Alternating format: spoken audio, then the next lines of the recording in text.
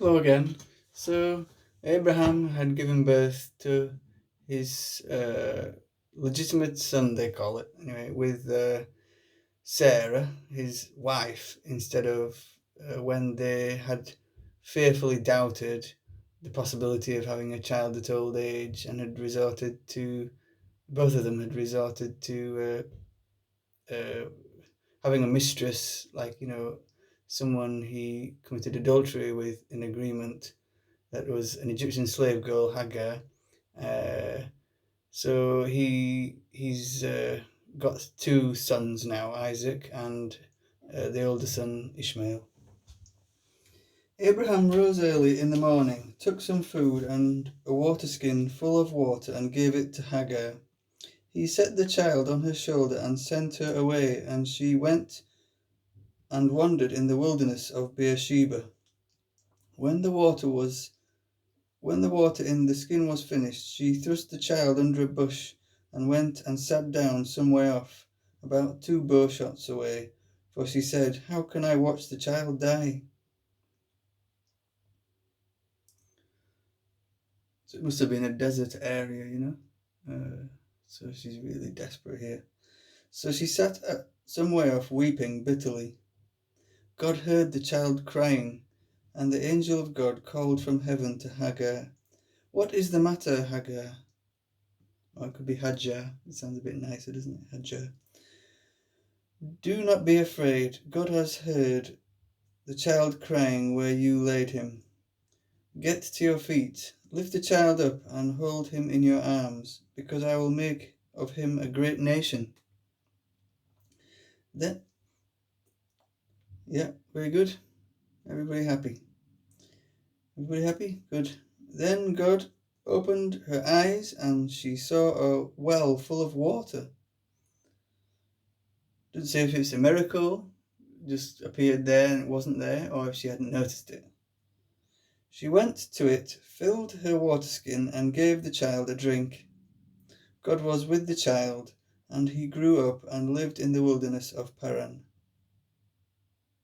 He became an archer, and his mother found him a wife from Egypt. It sounds very much as it didn't describe anything more. It just feels to me like it was a miracle, the well. So, anyway, maybe it just felt like a miracle. Doesn't matter, maybe, or maybe it does matter. It was very good. Now, about that time, Abimelech, the king from the earlier video, Abimelech, with Phicol, the commander of his army, addressed Abraham in these terms: "God is with you in all that you do. Now swear an oath to me in the name of God that you will not break faith with me, my offspring, or my descendants." So Abimelech has become wound up, and he's angry. "As I have kept faith with you, so shall you keep faith with me and with the country where you have come to live as an alien." So perhaps Abimelech's jealous that he's not as good as Abraham. So Abraham should have started confidently as a nice person with them all, and they would have, they would have ascended him as the king. They would have made him king. That's what I guess. Abraham said, "I swear." And then it happened. So do not. So as I have kept faith with you, so shall you keep faith with me, and with the country where you have come to live as an alien. So I think that's sarcastic and patronising. It's rude, isn't it? It's not a nice. It's a horrible thing to say that you're an alien, even though he's lived there for a few years now. So it's a sign of. It's showing me that he was angry. It's a description of an angry situation. Abraham said, "I swear."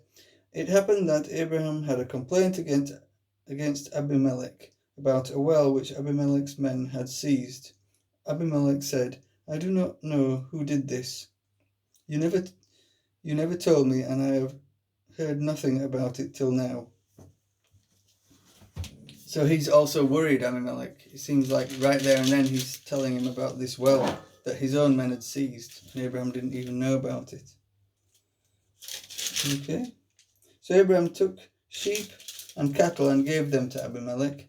The two of them made a pact, and the two of them made a pact. So it seems a bit grovelling. Abraham seems to be grovelling a bit, giving him stuff. Abraham set 7 ewe lambs, that is young female sheep, ewe lambs, apart.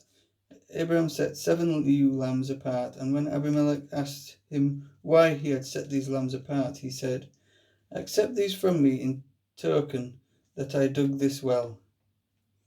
Therefore, that it doesn't make sense. That I don't understand why it's sort of begging, but in a very profound and gentle and deep way. I think it's something that only somebody amazing could do. So he must have been amazing.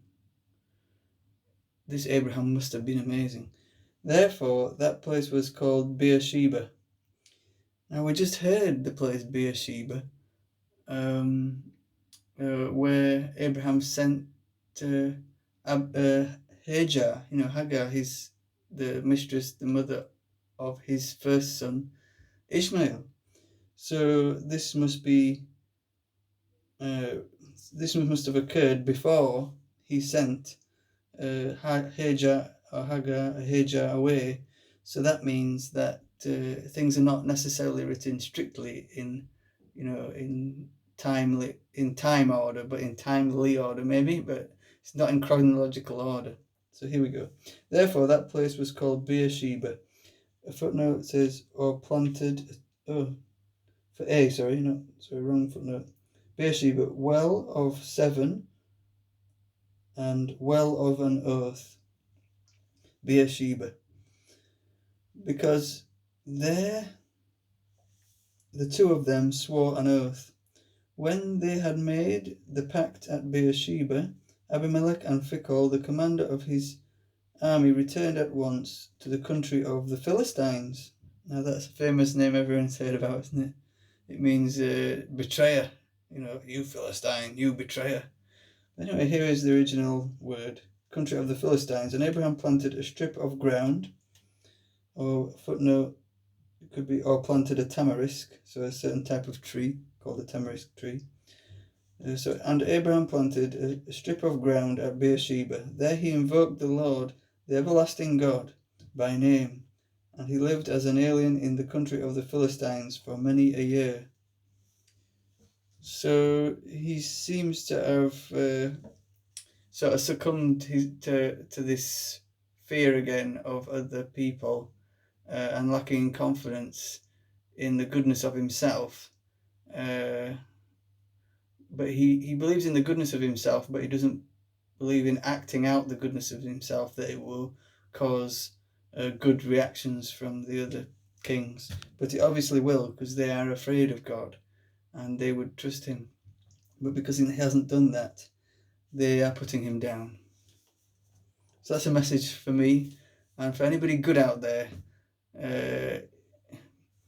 Be confident to speak to others in your goodness.